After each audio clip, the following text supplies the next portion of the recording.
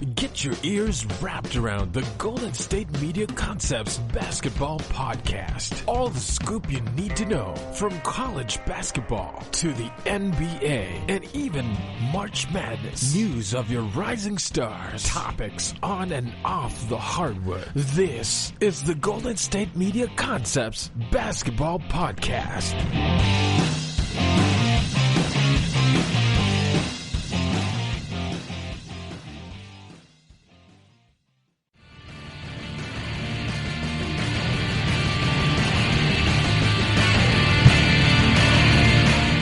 Welcome into the GSMC Basketball Podcast right here on the GSMC Podcast Network. I am your host, Brice Lewis, and we have a very interesting show today for you. Obviously, if you've been paying attention to any basketball news, a lot of news has came out on the NBA return and the resumption of the season, as we kind of have a split headspace right now between half the players, and there's a half that is for it and there's a half that isn't for it. I'm going to go ahead and break down what that is for both sides and view both sides. And the two main people spearheading is a battle that we've kind of seen before, and that's Kyrie Irving versus LeBron James. And now it's not just on the court, it's off the court. So we're going to talk about all that and more. We're also going to talk about some players, or which teams are going to have potentially an overreaction to the offseason coming up. We're going to talk about other lists that I come across and other news and notes that also have happened around the league as well, outside of the main discussion point that we're going to talk about today, which is the NBA return and how players are feeling about it. So let me give you the breakdown. So obviously we detailed everything last episode. What the players have to go through, what is expected of them. We talked about that. What is expected of them, all the regulations, all the rules, all the steps that they would have to take during the return to the season, the quarantine, the testing, not seeing their family for a while, everything, etc. But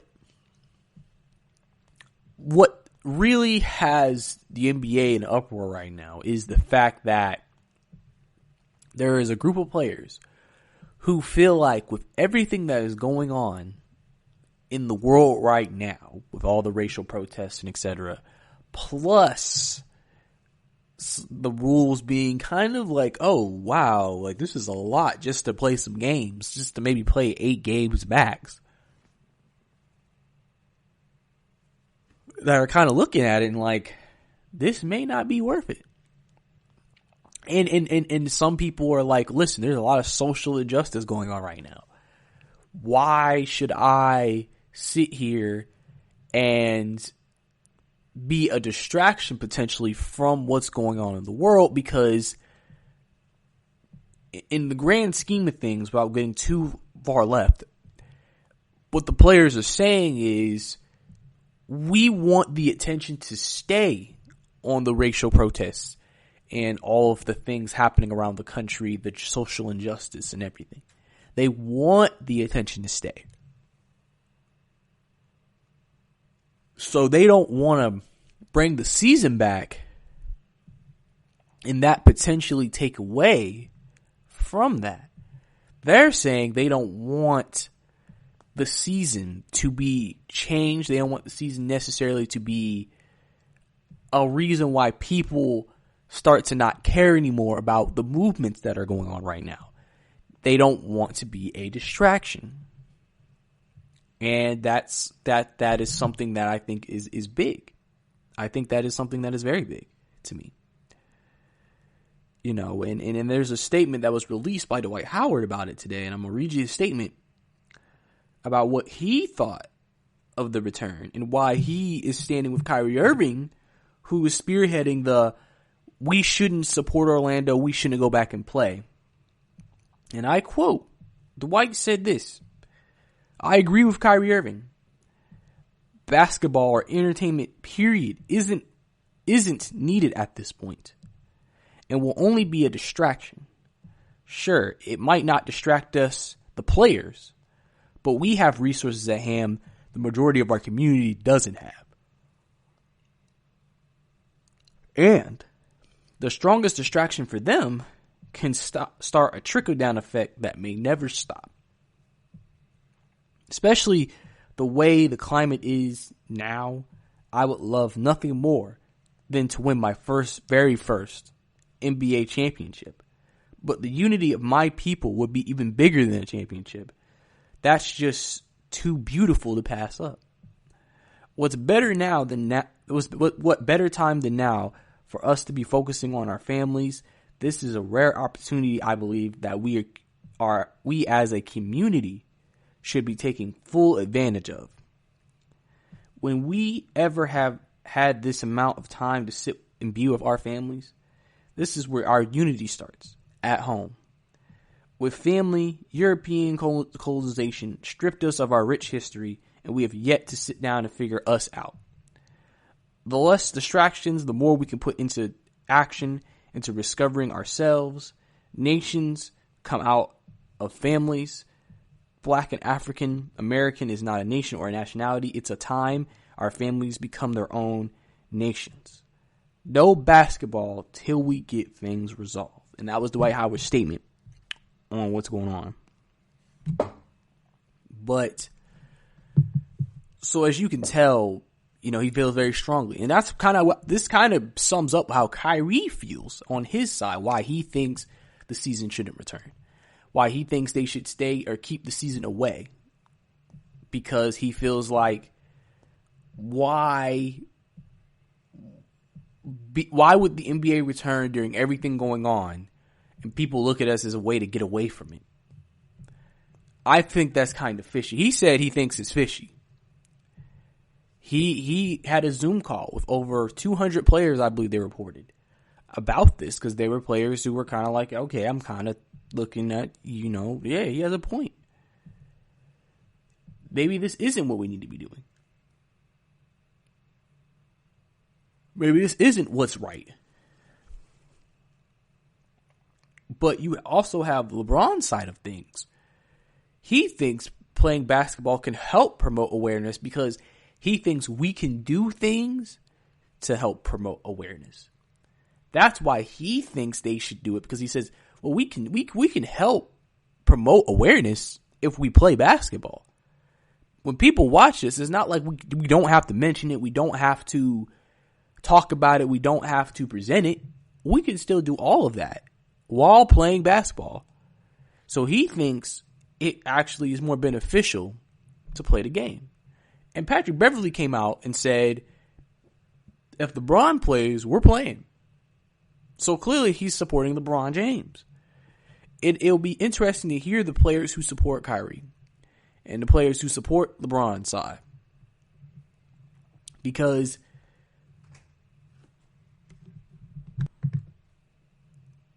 that's what they want to do. And so the NBA has a dilemma on their hands as well, trying to decide, well, how do we deal with this? Right now, I don't know if there's a lot of fear within the league that potentially this could be something where basically especially a lot of the upper end players decide not to return. And then that would maybe be a problem. There's people who think there are too many teams included in this. So it's definitely a big talking point, and I think it will remain a big talking point moving forward. But that's all the time we have for this segment. Coming up next, we're going to continue this discussion while also talking about other news and notes that is also happening around the league in the NBA right.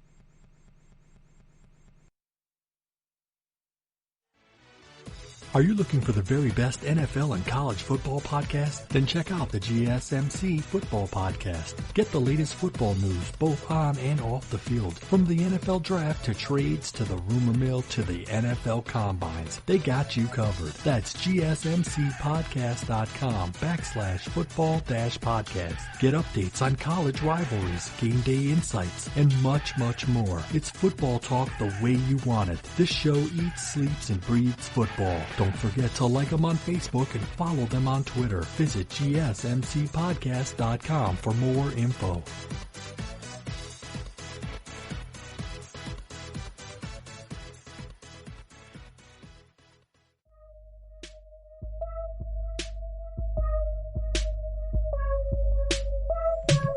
Welcome back to the GSMC Basketball Podcast. Last segment we were discussing the uprising from players that are starting to resent or be against coming back and starting the season again. As you have a side of players who have taken Kyrie Irving's side, who Kyrie considered the leader of that group, and then the LeBron James side, where everybody feels like everybody who wants to play and thinks it's still beneficial to play are obviously going to be on LeBron's side. And we're going to talk about a story on Kyrie Irving, because I want to go into what they talk about Kyrie Irving here. And just get into a little article that Adrian Wojnarowski wrote on Kyrie Irving. It's a long article, so I'll skip around a little bit, but I'll read you parts and pieces to help y'all understand. Kyrie has been labeled a disruptor in the league. He's a guy who has always had a very outspoken opinion. He's always never been afraid to go against the grain. And not everybody has responded to that well or equally the same. Obviously, people feel like his leadership style on the court isn't great. And that's why he's struggled when not accompanied with another star, so to say, to work with other stars or to be successful. But into this article, Adrian Wojnarowski says this in one of his paragraphs. When talking about, obviously, when they were talking about the league coming back and some of the questions they had, Kyrie was in the call and he said, sources say, Irving asked as an injured Nets player if he would count among the 35 allotted Nets players should he want to come to Orlando in the bubble just so he could sit in the stands for his teammates or use a sauna for rehab. He also had a question about NBA sponsors on campus and whether they would be supplying players with products. A union official asked him for an example, and Irving mentioned a popular adult beverage before insisting that he had indeed simply shared an example and wondered what food might be provided to the player under partnerships. All in all, his inquiries weren't of a weighty consequence. Obviously, also more background, Kyrie Irving, he is one of the VPs of the basketball PA, so he's obviously very, very active in stuff like this. And obviously from those questions, you can tell Kyrie spoke up. He was trying to know, like, listen, what, so how do we know that if we do this, we're going to be accommodated the right way and things are going to be given to us that will help us be more satisfied and be comfortable in this bubble that you want to put us in because of what's going on with COVID-19. Why should we as players go out of our way to deal with it? You know? And I think that's very interesting. And continuing on in the article, I'm skipping ahead, Adrian Wojnarowski also said in this article, on a call that included nearly 100 players and several stars on Friday night, Irving made an impassioned plea for players to make a stand and sit out the season's resumption in Orlando. Sources say around 90 minutes in length, the call included several players suggesting they'll be willing to sit out the season and numerous more discussing social issues, league economics, and ultimately a sense that they needed to be united in a decision. Obviously, based off that, Irving, and all the other players, like I said, it's a big talking point. Clearly, he's not the only guy who feels uncomfortable with it. There's a lot, and the thing is that, like I said, what we all want to know as people are, who are the people? We know Dwight, we know Kyrie. They said Donovan Mitchell, even though he did come back on Twitter and say stop it. So we don't know actually if he's in there. But he is probably a part of the young players who are going to try to get insurance, which I'll talk about later. But clearly, again, this is obviously a big talking point in NBA circles. Continuing on, where it leads the NBA now remains unclear. Even after the call, there was still a belief within the league that the NBA players, or the NBA would have the players supported needed to resume the season. But no one could be as sure as they seem to be more than a week ago. Because remember, when this passed, you didn't hear, honestly, when you heard that the NBA was coming back, you really didn't see a lot of players responding or acting like, oh, I'm excited, let's go. You really didn't see it on social media like that. You really didn't see, a lot of players like go out of their way. You would think more players would have tweeted about it, been excited about it, but after hearing the details of the vote and knowing that a lot of players did not actually have a hand in this vote, plus everything that's happened, it kind of makes sense seeing how things have transpired between now and then. Players seem to be very iffy about it. And there's absolutely nothing wrong with that because they have every right to feel iffy. If they're uncomfortable with maybe what's being presented to them, they have the right to feel that way. And I think that's why this is happening. Continuing on, Irving, 28, has forged a reputation as a disruptor within his career. And that's emerging again at this critical moment for the NBA. Irving's stance has pitted him against the league's establishment, including his former Cleveland Cavaliers teammate, LeBron James, once again. There's some significant support to resume the season among the league's superstars, most of whom are on playoff contenders, and Irving seems to be relishing the class. I'm not interested in him as the messenger than I am the message, one Western Conference player told ESPN on Friday. In some instances, the past several days, Irving has assured some of the NBA PA that he's aligned with the broader plan surrounding the return in Orlando, and then directed a far more skeptical tone to the players he has engaged with within the Nets and across the league. And we're gonna leave it right there with that article. But basically, for the rest of the segment, what I want to let you know is that based off what you heard, you can tell, Irving, he's very controversial. He said his controversial things. He is a guy who said the world is flat. He probably doesn't believe there was a landing on the moon. All of that. And people have questioned him, clowned him about it, but he sticks to his guns and he believes what he believes.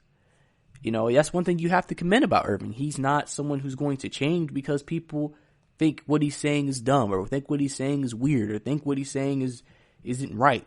He's saying what he feels like is true in his opinion, in his heart of hearts, and that's something you have to commend him for. You can't be mad at that. And so, for me, Irving has support, and he has his thoughts. Listen, he's injured, so regardless, he wouldn't be playing. But it'll be interesting to see how many players actually get in line with him and say, I'll not play. And then when we see players going back to camp in a few weeks and the season starting, and then you see that a lot of players aren't playing, that maybe key players especially, that might just change the entire landscape of the NBA and what's going to happen moving on to the future. It's going to create a lot of uncertainty. And an uncertainty that the NBA itself and Adam Silver might have to step in and do something about. But that's all we have here right here for this segment. Coming up next, NBA's younger players, younger stars, are looking to seek insurance for a career-threatening injury just in case something happens if they came back to play in Orlando. Plus, the date when teams start testing for COVID-19 when it comes to the NBA returning. All that right here.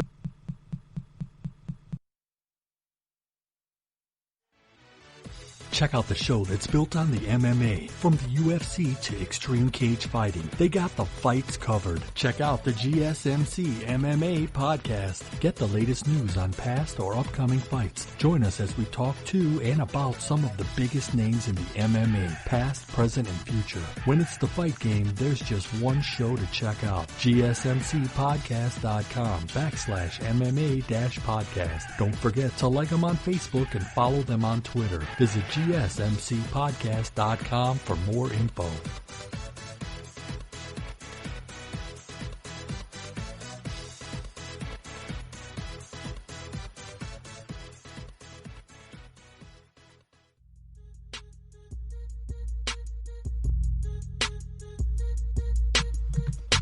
Welcome back to the GSMC Basketball Podcast. Last segment, we continue to break down Kyrie Irving's side versus LeBron versus Kyrie. We talked a lot about Kyrie. It may feel we didn't talk too much about LeBron, but it's really Kyrie who's the biggest story right now because he is leading the charge of players who are against it. So obviously breaking down why that is, why he's not supporting it, and why other players may not be supporting it is, I think, the biggest thing for us to discuss right now. Because honestly, listen, this could cause the NBA to step in, depending on what happens. And that's going to be the interesting point and the interesting step here. Because if you don't do it the right way, it could end up making things bad. So Adam Silver definitely has something he needs to keep an eye on. And definitely keep a lookout for. Because if he doesn't, then listen, these are going to be a very, very interesting 3 weeks. Extremely interesting 3 weeks, in my opinion. What's happening around basketball and everything that is happening, and that is the NBA. But now we have another story that we're just talking about. The young NBA players are discussing insurance policies as protection versus injuries. Adam Wells with your report article says, several of the NBA's best young players have reportedly discussed asking the league to finance insurance policies to protect them against long-term or career-threatening injuries when the season resumes in Orlando.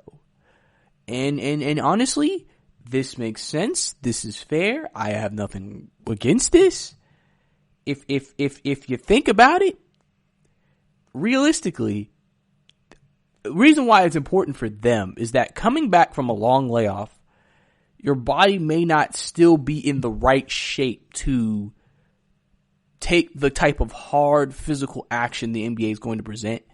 You know, going full steam ahead, trying to play, kind of still in an abrupt way, might put them at risk for a more serious injury if they do get hurt. So it makes sense with them being young, they don't want their careers being derailed because of a major, major injury. So they want that insurance that, hey, if I go down with some type of injury and something happens to me, you know, and it's bad, that y'all still are going to be able to give me some type of an insurance policy because I risk my body for you, so the least you could do is compensate me if something did happen to me. Per Adrian Wojnarowski, Bam Adebayo from the Miami Heat, De'Aaron Fox from the Sacramento Kings, Kyle Kuzma from the LA Lakers, Donovan Mitchell from the Utah Jazz, Jason Tatum from the Boston Celtics held a call to discuss the matter with NBAPA's executive director Michelle Roberts and senior counsel Ron Kempler on Friday. There are intensified concerns about the increased potential for injury following a long layoff and rush training camp leading into regular season games, which Wojnarowski has reported are tentatively scheduled to start July 30th. Which again makes sense. This is a fair assessment. This is a fair thought process, because you got to think about it. You have to think about it. Realistically, this is rushed. This is a completely rushed situation. You may think, oh, they got 3 weeks or 2 weeks or whatever. It's not as long as you think. Because you got to think, you got training camp and preseason, and that lasts about a month and a half. Plus, these players have been maybe doing other leagues and other pickup games and stuff all through the summer. So they've always kind of been in shape and been ready. But now it's like, this is different. You got to think, these guys have been basically isolated to their house for a few months, a couple of months.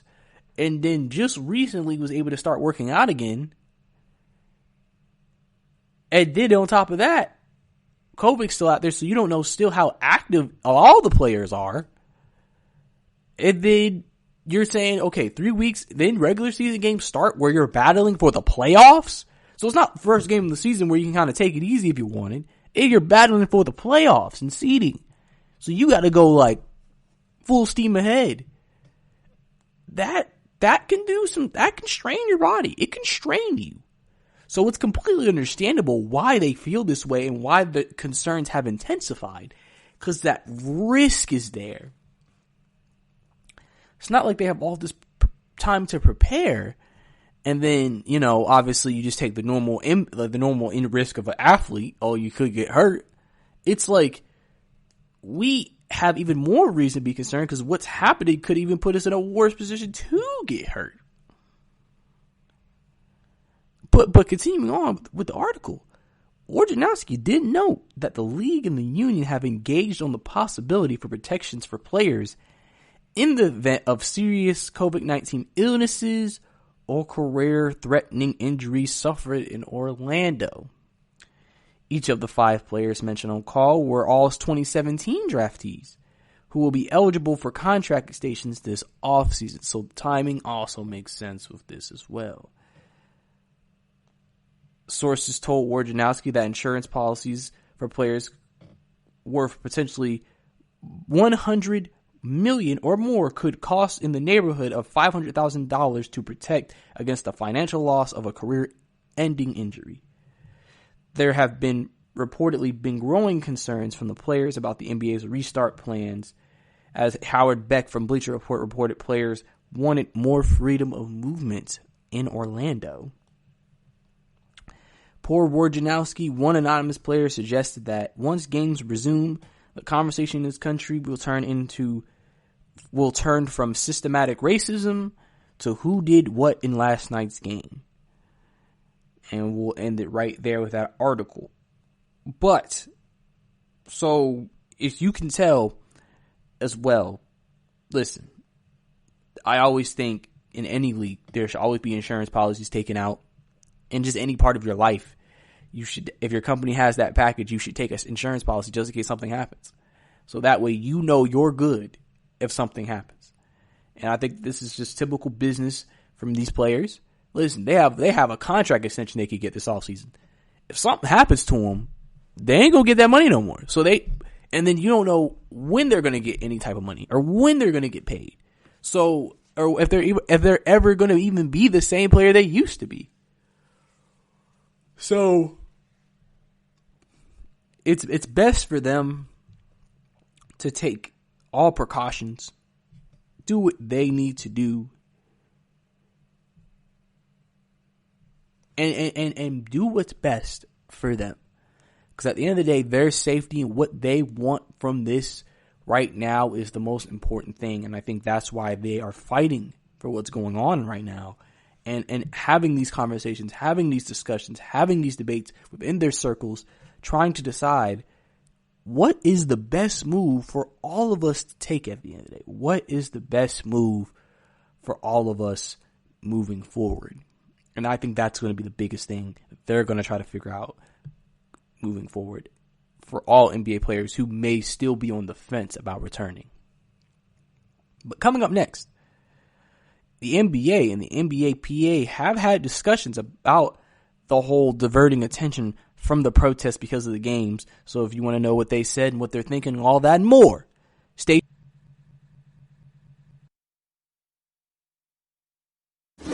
Check out the show built around the women of MMA. From the UFC to the extreme cage fighting, we got the fights covered. Listen. It's the Golden State Media Concepts Women's MMA Podcast. The latest news of upcoming fights, discussions of previous matches. Join us as we talk to and about the biggest names in women's mixed martial arts, past, present, and future. When it's the women's fight game, you know where to listen to. The Golden State Media Concepts Women's MMA Podcast.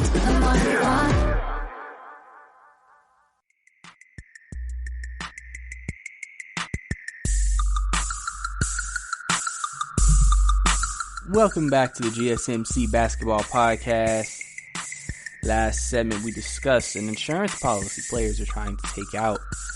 So, and it's mainly the younger players, and the players' names were Bam Adebayo, De'Aaron Fox, Jason Tatum, as they're all trying to help get an insurance policy just in case they get a very serious injury or very serious COVID-19 illness, or if they suffer potentially a career-threatening injury as well. So obviously that's what they're trying to see if the NBA will give them to come back and play, because that probably will help ease their, concerns if they were able to get that. And a lot of players' concerns, knowing if they came back, they'll be, insured for whatever happens when it happens. So that's going to be something very interesting to see. But now we're going to talk about, like I said, the NBA and the NBA PA talking about working to address concerns about diverting attention from the protests by Rob Goldberg, Bleacher Report article. It said, after players voiced their issues about the NBA resuming its season in July, NBA spokesman Mike Brass said the league is taking the problems into consideration. And he said, we understand the players' concerns and we are working with the Players Association on finding the right balance to address them. Obviously, since this is obviously something that players have spoke up about, clearly they need to. The NBA PA is supposed to protect the players and fight for the players' rights and what the players want. So they're having to do their job and talk to the NBA and say, okay, how can we present this product in a way that won't distract people from what's going on, but still entertain people who watch? And won't use it as a quote unquote distraction, as that has been said before, with it coming back. How can we make everything better?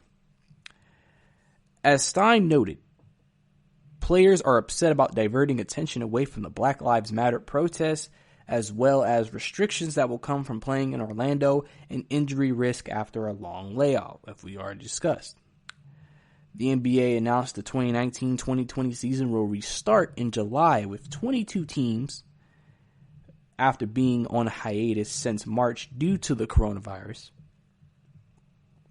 However, Brooklyn Nets guard Kyrie Irving held a call with almost 100 players on Friday with a plea to sit out games per Adrian Wojnarowski's report that we read earlier, the article, and what he's been saying on ESPN as well. Per Wojnarowski, several players have said that they will sit out the resumed season. Again, we don't have all the names of who could play and is choosing not to play, but I'm sure they will come out in the coming days and the coming weeks, because usually this type of stuff always gets leaked. But the interest in supporting the ongoing protests is significant with players believing they don't want to lose the message. They don't want people to forget, hey, racism, hey, social injustice, hey, corrupt police department, can't distract you from that. We need to keep the focus. We need to keep y'all ready. And we need to keep y'all aware, even though we may be playing the game. once we start playing basketball again, back to the article, the news will turn into systematic racism. Will turn from systematic racism to who did what in what game last night. It's a crucial time for us to be able to play and blend that and impact what's happening in our communities. This was said by one widely respected NBA player. So obviously, that's also something you've heard a lot with a lot of players. How can they blend? How can they mix together what's going on in the world with basketball, where it won't take away, but also they'll be able to play? That's going to be kind of the big thing there. Like, how can we mesh it all together? That's going to be the big question I think they're looking for and they're trying to find an answer to. And that's an answer that they are desperately trying to find. There have been worldwide protests against racial injustice and police brutality for several weeks after Judge Floyd, an unarmed black man, was killed while in police custody in Minneapolis. Former player Matt Barnes recently said there is some whispers about some teams not being comfortable returning to action. So I would think that would mean more than 50% of the team's players, or enough to make an impact on the team. Former player, lost my place. Injuries also remain a significant issue, with the players reportedly seeking league finance insurance policies if they play this summer, per Wojnarowski. The Union's team rep voted 28-0 to restart the season, but there is still a significant disconnect with the players. So obviously, as you can tell, this is going to be a lingering issue. This is going to be something that's going to be around for a second, and it's going to be something that we have to see what the league comes up with the PA and how they can make all of their players happy and all of the league happy. Now, also adding on to updating, the league has also set a date for when they can start testing for as symptomatic players and staff for COVID-19. And June 23rd is when you can start. They'll start testing players to see if they have COVID-19. So, and taking it from an article, Shams Cardina of The Athletic and Stadium reported the league informed teams they can begin testing all employees for COVID-19 in order to comply with revised CDC guidelines and because there has been an increase in the number of tests available nationwide. Tim Dimpitos, sorry if I said your name wrong, reported the league sent a memo to all teams advising against asymptomatic testing. For the time being, the memo read, it is not appropriate in the current health environment to regularly test all players and staff for the coronavirus. Obviously, this is back towards when tests were still not readily available to the public, but the NBA knew they had the money to get a lot of tests, but it would make them look very questionable. And so basically, as you can tell, so in the article right there, that'll be big to see, hey, does any player maybe potentially have COVID-19 right now? Is there people who definitely need to be quarantined? That's going to be the most interesting thing. And that's going to be interesting to see what happens. So, to me, this is just going to be a big process of just what if and like how and where and why, and just listen. You could tell from everything I've told you so far, this is going to be an ongoing scenario, and just seeing how everything works out, how it plays out. But coming up next, we're going to go into some more NBA news and Tired of searching the vast jungle of podcasts? Now listen close and hear this out. There's a podcast network that covers just about everything that you've been searching. Hey! The Golden State Media Concepts Podcast Network is here.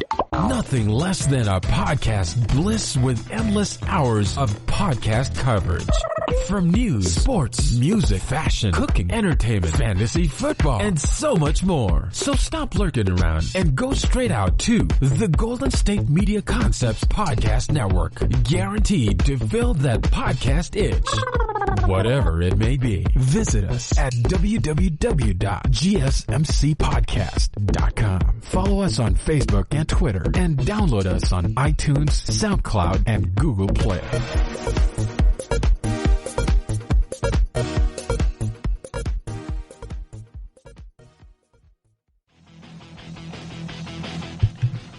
Welcome back to the GSMC Basketball Podcast right here on GSMC Podcast Network. Last segment, we discussed the NBA and the NBA PA discussion about diverting attention from the protest, what they are thinking, what they're trying to do. They're trying to discuss how can we make the players satisfied, how can we make them feel like bringing back the season won't take away from what's going on around the country. That's going to be a big thing that they're going to try to do and look for, because obviously they know it's a very big deal. So we're going to have to see if they can actually do that. But there are some negatives if they really don't end up bringing back the college. I mean, not the college, but the NBA season. And one of those is, obviously, if they don't bring back the season in play, obviously money will be lost. And that there is something called there's a clause in the CBA that will allow owners to basically rip up the collective bargaining agreement, and that could then, with everything that's going on, hurt the players even worse when it's all said and done. So I'm reading this article by Rob Goldberg about a coach saying that he thinks there may be a lockout next season because of this if they don't restart the season, and the concerns around that. So, I quote, "As the NBA players raise concerns about resuming the 2019-2020 season, at least one coach sees significant issues if play does not continue." And I quote, this anonymous coach says, "I think there's going to be a renegotiation of the CBA. There will be a lockout in 2020, 2021. And you're going to see something similar to what's happening in baseball right now." And if you've been paying attention to baseball, obviously their negotiations on trying to bring the season back has not really gone the best. It's been very difficult. Players, owners, and the commissioner have not been on the same page, and it's just causing a lot of issues. And so he's basically saying he sees that potentially being what happens in the NBA if they don't continue play and the owners rip up the CBA.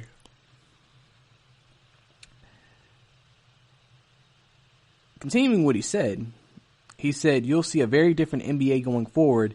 In fact, we don't play." Now, going back to Major League Baseball, MLB has been unable to start its 2020 season because of the financial dispute between owners and players as they try to agree how a shortened campaign would work. The NBA has already approved a return to play with 22 teams set in Orlando, Florida, beginning July 30th. However, there has been pushback from players, and Brooklyn Nets star Kyrie Irving has led a call for players to sit out games, per Adrian Wojnarowski of ESPN. There are a number of player concerns, including being a distraction from ongoing protests against racial injustice. And obviously in this article it talks about what Dwight Howard said, which I already read earlier. But continuing on in the actual article, other issues include injury risk after a long layoff, as well as restrictions of playing inside the NBA's bubble in Orlando. If these disputes lead to a canceled postseason, it could result in significant economic problems for the league. Executives project about a $1.2 billion in lost player salary. ESPN's Bobby Marks previously reported basketball-related income would drop $1 million to $2 million, leading to the salary cap reduction of $25 to $30 million, which obviously would be pretty devastating for a lot of teams. This could lead to drastic changes to free agency with little money available to players. For players, a renegotiated collective bargaining agreement would likely further the divide between players and owners. So, one reason why, as well, the salary cap reduction is bad if that did happen because of this is you got to think about it. A lot of teams would be over the cap, so you'd have to restructure. You couldn't add. You could not really improve. You had to cut players. Players who were free agents wouldn't be able to get paid any type of money because there's no money to be given. And it would just really take everything and make everything terrible. It would make everything just really bad and just really change the landscape of what we know as the NBA today. Remember, next year's free agency class is supposed to be a big one. Obviously, that would change if this happens. So clearly this is going to be a big deal moving forward. And this is part of what LeBron James has been arguing as well.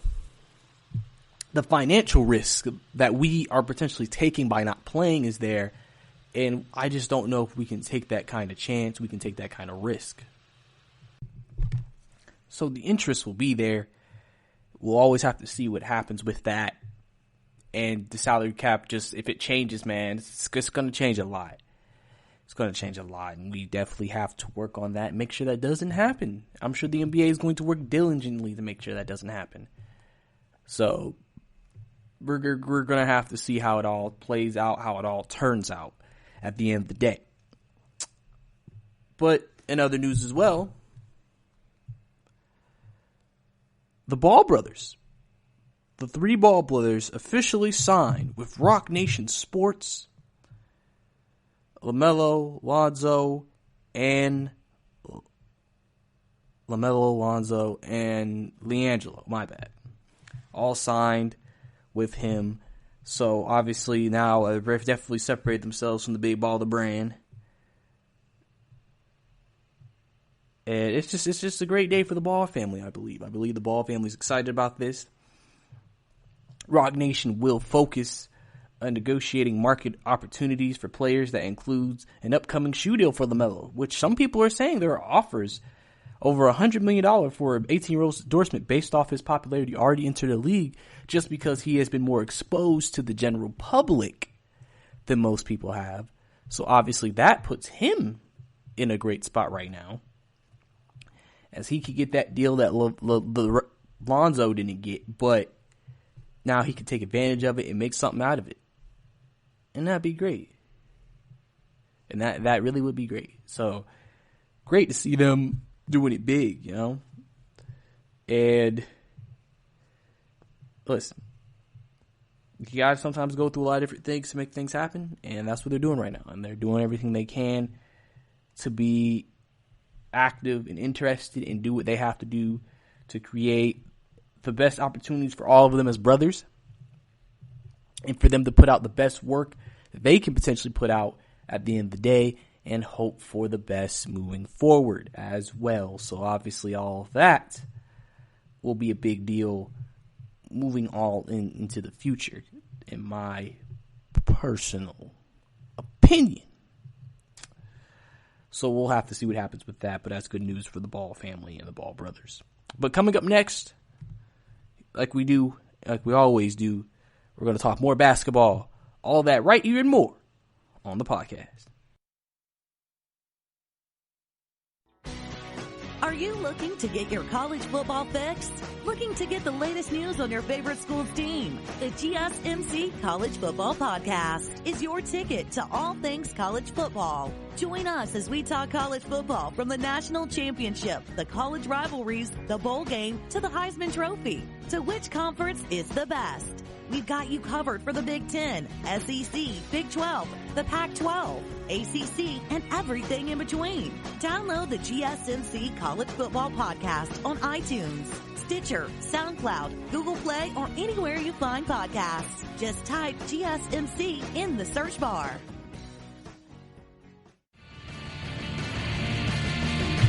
Welcome back to the GSMC Basketball Podcast. Last segment, we talked about, obviously, clearly the NBA, trying to get through everything that's going on right now, trying to figure out what they're going to do. Obviously, a lockout could be on the verge if they do not resume this season because the owners could rip up, which sounds like they probably will rip up the CBA, which would then go against the players. A lockout could ensue. Relationships get worse. No basketball will be played. Everyone will suffer. Money will be lost, and it's just a terrible situation altogether. So obviously, that's one of the things we talked about last segment. We also talked about the Ball brothers signing with Rock Nation Sports. So obviously, putting themselves in one of the best companies you can potentially put yourself in when trying to make a move in this business as a basketball player with a great marketing team as Rock Nation is, as you've seen what they've done and how so many high-level players have signed with them as well. So obviously that's big for them as well, too. So we're going to finish up the show talking about a report about Kyrie Irving and Avery Bradley talking for players who fear retribution. This article by Scott Pellock, and we'll talk about it, break it down, everything like that. You know what we do here in the podcast. And we're going to jump right into it. So, and I quote, Brooklyn Nets guard Kyrie Irving and Los Angeles guard Avery Bradley reportedly helped form the player coalition to raise concerns about restarting the NBA season in Orlando, Florida, amid the COVID-19 pandemic and with the national conversation focused on addressing systematic racism and police brutality. Adrian Wojnarowski and Malika Andrews of ESPN reported the news, noting Irving and Bradley both feel like they're helping provide a voice for players who are reluctant to speak out. The coalition issued a statement to ESPN, and I'm going to go ahead and read the statement of what they said, as this coalition is what's leading the charge and what they want to do and what they're trying to do. We are a group of men and women from different teams and industries that are normally painted as opponents, but have put our egos and differences aside to make sure we stand united and demand honesty during this uncertain time. Native and indigenous African Caribbean men and women entertaining the world, we will continue to use our voices and platforms for positive change and truth. We are truly at an inflection point in history where as a collective community, we can band together, unify, and move as one. We need all of our people with us. We will stand together in solidarity. As an oppressed community, we are going on 500 years of being systematically targeted, use our IP/talent, and also still being killed by the very people that are supposed to protect and serve us. We have had enough. We are combating the issues that matter most. We would not accept racial injustices that continue to be ignored in our communities. We will not be kept in the dark when it comes to our health and well-being. And we will not ignore financial motivations and expectations that prevented us from historically making sound decisions. This is not about individual players, athletes, or entertainers. This is about our group of strong men and women uniting for change. We have our respective fields. However, we will not just shut up and play to distract us from what this whole system has been about: use and abuse. We are all fathers. daughters, leaders, and so much more. So what is our big picture? We are in this for unity and change. And that was a statement from the coalition. So obviously that's something that if you hear statements from that side will probably come from them, the coalition. They will probably continue to make statements to basically sound off on what majority of players in that side of this process are thinking. Because they're the ones who are going to tell you, hey, this is what we're trying to do, and this is what we want to do moving forward. So that's going to be the big deal right now with them. But continuing on the article. In addition to a desire for the league to commit more resources to social reform, the coalition said it is concerned with surging COVID-19 numbers in Florida, restrictive conditions inside the bubble environment that could prevent players from being without their families for an extended time, increased injuries in insurance, and liability for any player that becomes sick. According to the report, Irving and Bradley helped organize a player call on Monday that featured 1968 U.S. bronze medalist John Carlos, who offered his perspective on social justice. Irving and Bradley also helped organize a players' call Friday that raised similar concerns. At least one major voice is reportedly in favor of playing. As the Athletic reported, LeBron James believes playing in Orlando won't deter his ability to continue inspiring change.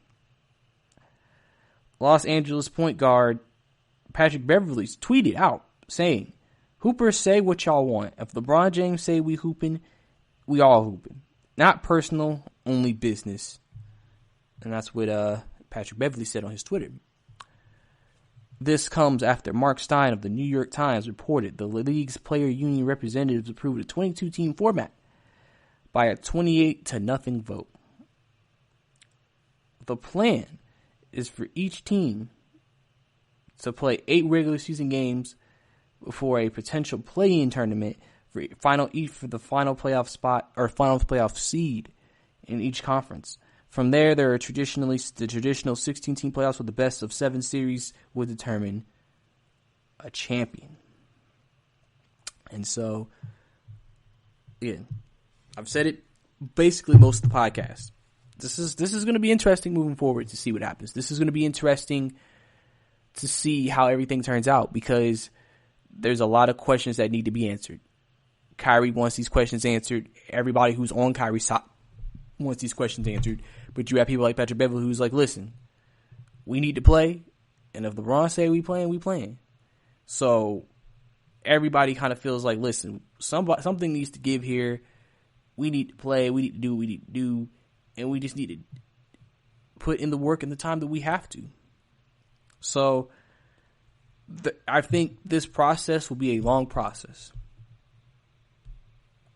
This process will be a process that continues for a long time. Like I said, in 3 weeks, the players are supposed to report. So we're going to know in a minute or in a while if something really comes out of this. Like I said, there's going to be more reports. There's going to be more thoughts. There's going to be more statements. You know, I'm sure people are waiting for LeBron James to speak out. We're hearing what he feels like from people, but what about his actual words from him himself? I think people are definitely waiting on that. So that's going to be something that will be interesting and remain interesting moving on forward to the future. Because obviously, as long as it lingers, we won't know truly how everything this goes. Because this NBA season ending will be the most interesting season in NBA history, in my opinion. But that's all we have for you on the podcast. Thank you for tuning in to the GSMC Basketball Podcast. Please don't forget to leave a review. Don't forget to leave a comment. We definitely appreciate it. Don't forget to listen to our other amazing podcasts. And don't forget to also follow us on social media as well. Everybody, stay tuned. Hope you're back for the next episode, and have a good day. You've been listening to the Golden State Media Concepts Basketball Podcast, part of the Golden State Media Concepts Podcast Network. You can find this show and others like it at www.gsmcpodcast.com. Download our podcast on iTunes, Stitcher, SoundCloud, and Google Play. Just type in GSMC to find all the shows from the Golden State Media Concepts Podcast Network, from movies to music, from sports to entertainment, and even weird news. You can also follow us on Twitter and on Facebook. Thank you, and we hope you have enjoyed today's program.